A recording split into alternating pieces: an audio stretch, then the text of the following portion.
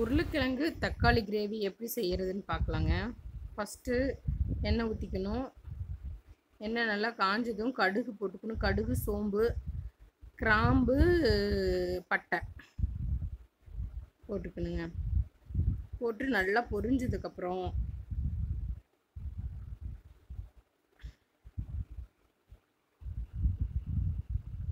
கடுகு, சோம்பு, கிராம்பு, பட்டை நல்லா பொரிஞ்சதுக்கப்புறம்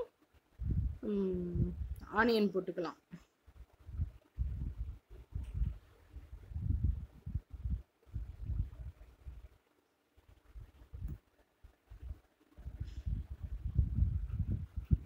நல்லா பொரிஞ்சிருச்சுங்க.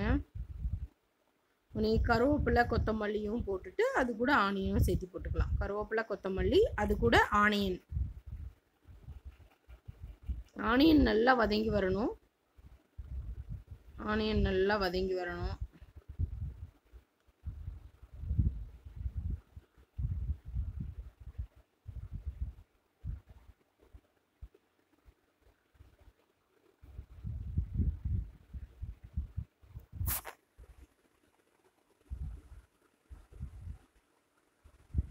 ஆனியன் நல்லா வதங்கினதுக்கப்புறம் கரம் மசாலா தூள், கொத்தமல்லி தூள், மிளகாய் தூள் போட்டுக்கணும். போட்டு நல்லா வதக்கின பிறகு அந்த எண்ணெயிலேயே கலந்து நல்லா வதங்கணும்.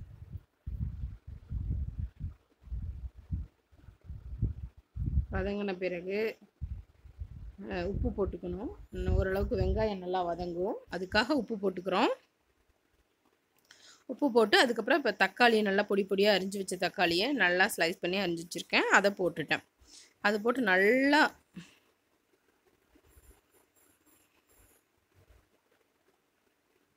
மைய வெந்த பிறகு கொஞ்சம் தண்ணி, 1.5 டம்ளர் தண்ணி ஊற்றிக்கிறோம். ஃபஸ்ட்டு 1 டம்ளர் தண்ணி ஊற்றிட்டு அதுக்கப்புறம் இப்போ 1/2 டம்ளர் தண்ணி ஊற்றுறேன்.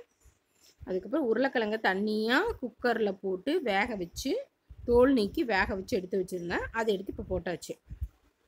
போட்டு நல்லா வதங்கின பிறகு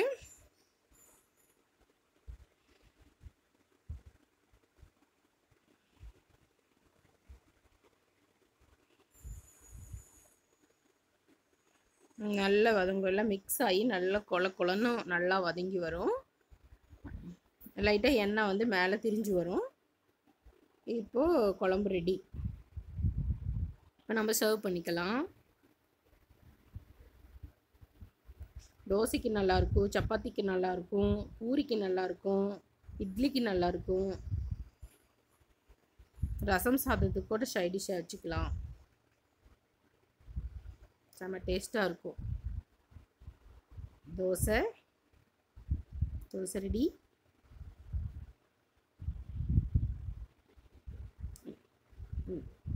இந்த ரெசிபி உங்களுக்கு பிடிச்சிருந்தா லைக் பண்ணுங்கள், ஷேர் பண்ணுங்கள், சப்ஸ்கிரைப் பண்ணுங்கள்.